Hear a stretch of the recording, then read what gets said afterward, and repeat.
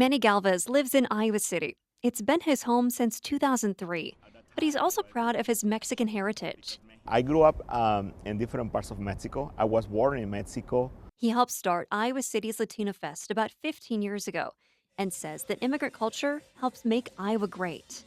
Iowa is a land of immigrants and also honoring all like indigenous ancestors like they used to live in Iowa.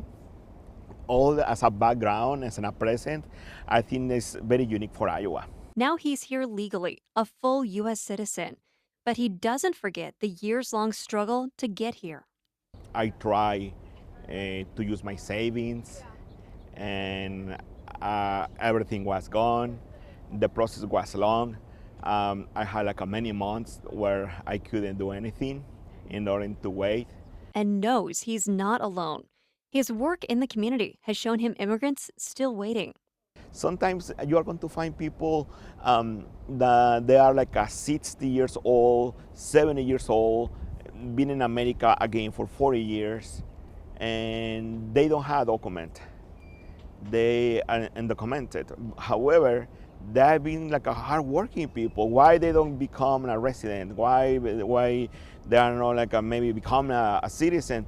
Because it's no way to do it. A fact immigration attorney Rye Meyer with the Catholic Charities of the Archdiocese of Dubuque understands. He's been trying to help immigrants navigate a path to citizenship since 2018. The process, he says, can take more than 20 years in some cases. You see the perception sometimes that immigrants are trying to do something criminal or undermine the system, but actually statistics show the opposite, that immigrants are actually motivated to do things the right and legal way. There are just barriers that prevent them from doing that. That's why he argues the concept of illegal immigration is misleading. Entering the country without authorization is a federal misdemeanor, but most don't do that. The vast majority enter legally by seeking asylum or with a visa. But then many miss a deadline, don't file the right paperwork, or a government policy changes and makes them undocumented, violating immigration policies. Being here undocumented is not a crime.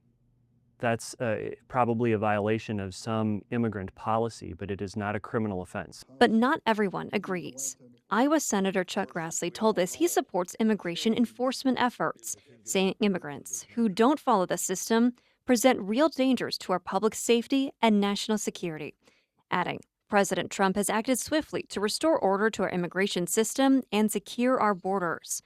But Meyer argues that system is set up to fail would-be immigrants. The implication is that's on the immigrant, that they've done something wrong or something bad and failing to stabilize their status. But the fact of it is, there's a lot of people who are not eligible for a path to citizenship. And the process isn't cheap.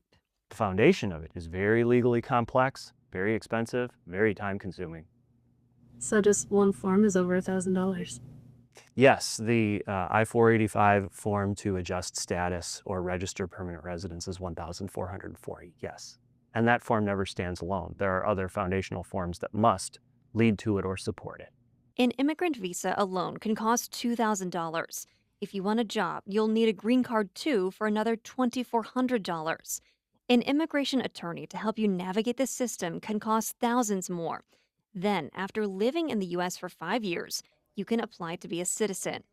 The cost and complexity is why Meyer says most immigrants end up breaking immigration laws, but not by choice and not criminally.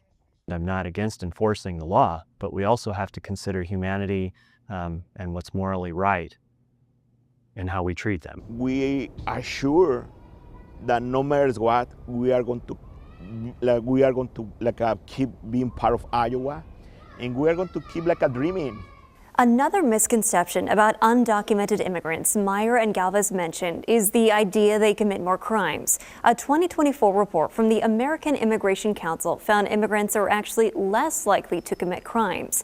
In fact, it found the more immigrants, no matter their status, that there are in a community, the lower the crime rate. In studio, Jackie Cannon, KCRG TV9 News.